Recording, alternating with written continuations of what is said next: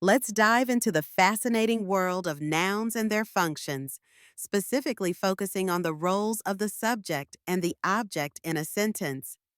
Understanding these concepts is crucial for mastering English grammar, and it can really enhance your writing and speaking skills. First, let's talk about the subject. The subject of a sentence is the noun that performs the action of the verb. Think of it as the hero of the sentence, the one who takes charge and makes things happen. For example, in the sentence, the cat sat on the mat, the noun cat is the subject. It's the one doing the sitting. To identify the subject, ask yourself, who is doing the action? In this case, it's the cat. Now, let's move on to the object. The object is the noun that receives the action of the verb. If the subject is the hero, then the object is often the sidekick or the one affected by the hero's actions. In the sentence, the cat chased the mouse. Mouse is the object because it's the one being chased. To find the object, you can ask, who or what is receiving the action? Here, it's the mouse that's on the receiving end of the cat's chase. It's important to note that not all sentences have an object.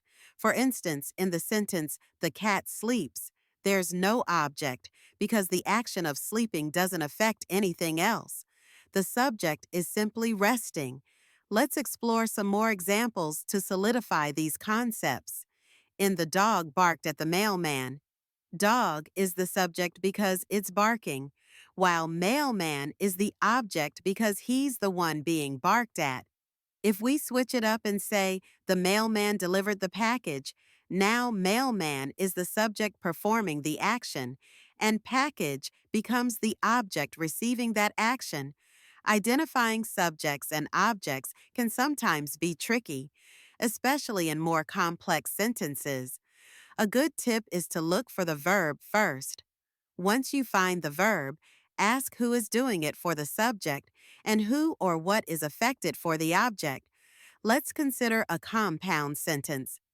The cat sat on the mat and the dog played with the ball. Here we have two subjects, cat and dog. The objects are mat and ball, respectively. Each subject is performing its own action, and each object is receiving that action. In summary, the subject is the noun that performs the action of the verb, while the object is the noun that receives that action. Understanding these roles not only helps you construct clearer sentences, but also enhances your overall communication skills. So, the next time you write or speak, pay attention to the subjects and objects in your sentences.